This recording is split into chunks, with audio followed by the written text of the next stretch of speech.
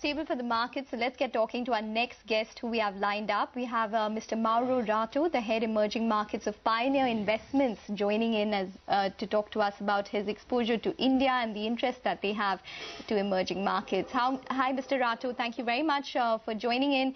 Can you start by talking about your India exposure to us? How much of your total fund has exposure to India right now, and have you increased or decreased it? Good morning, everybody. Thank you for inviting me today.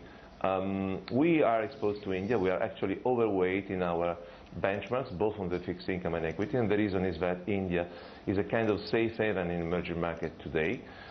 We didn't increase our exposure today, and essentially, the reason why we didn't increase our exposure to Indian equity is because the market is quite fairly valued. Mauro, but generally speaking, please. Sure. No, please go ahead. No, I was saying that clearly when we look at India top-down, we tend to be very constructive and very positive. Things are going well. Reforms are progressing at a decent pace. And actually, when you compare India with other economies in the emerging market area, you feel comfortable from a top-down angle, from a macroeconomic angle. Clearly, valuations are quite tight, and we didn't have too much earning growth in India recently. We remain constructive. We think that over the next quarters we will see an improvement in earnings, and that may be the moment in which we are going to increase further the exposure. But generally speaking, our positive view on India is reflected in our overweight in our funds. Mauro, that's interesting because, I believe of your 372 million euro fund, you can correct me if I'm wrong, your China exposure is 25% and India exposure is only 1.5% actually. No, in my fund, the exposure to India, especially on the fixed income side, is very visible. When it's up to equity, yes, as I mentioned, it's more difficult to find, let's say, cheap valuation, but that doesn't mean that we don't have an exposure.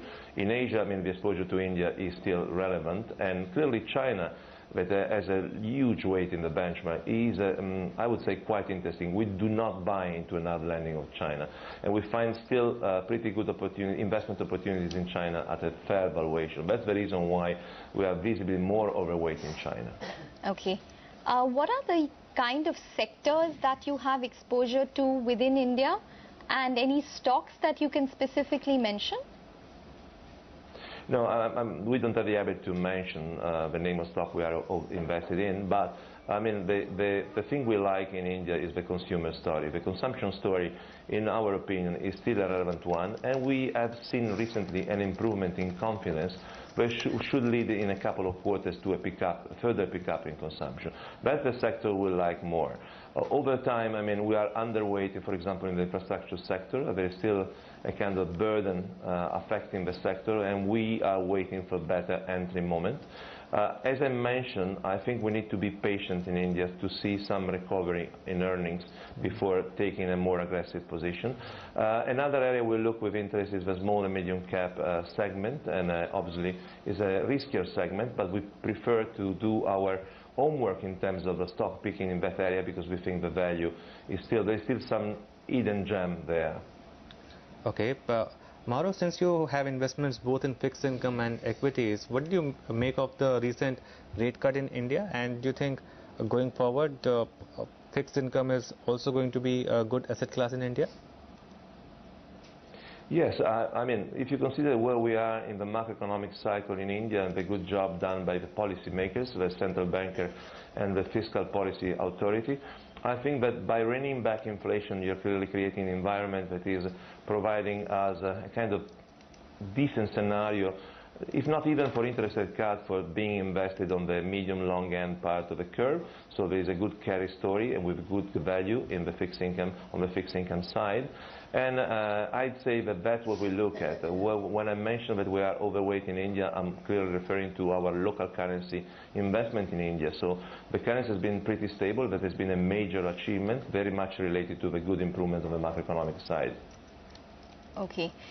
What are the further triggers or the close parameters that you track India with, or you will be tracking India with in the next couple of months? Say, for example, it could be the Bihar elections, which are quite important, and the result will be on the 8th of November, or maybe Brent crude prices and how they move. What are the key triggers and the parameters that you're tracking India by? I don't have a clear opinion. Obviously, I don't know in detail the political situation in that state. Sure. Hopefully, there will be a confirmation for this government for stability. It's in a sign of stability. What I'm looking at are macroeconomic indicators, and I think that in India things are progressing at a decent pace. It's not an amazing speed, obviously, but you have to consider where India sits within the international context. The macroeconomic context globally is a weak one.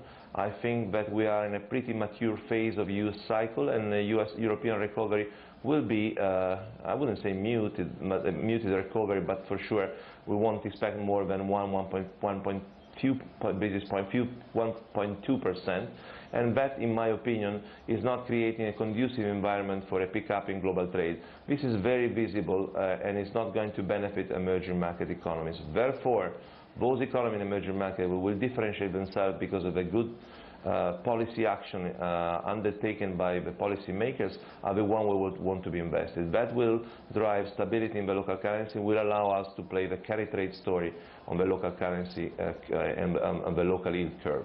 All right, Mauro, thanks a lot for your time, and have a good trip to India. That's the view we have from Pioneer Investments. Some news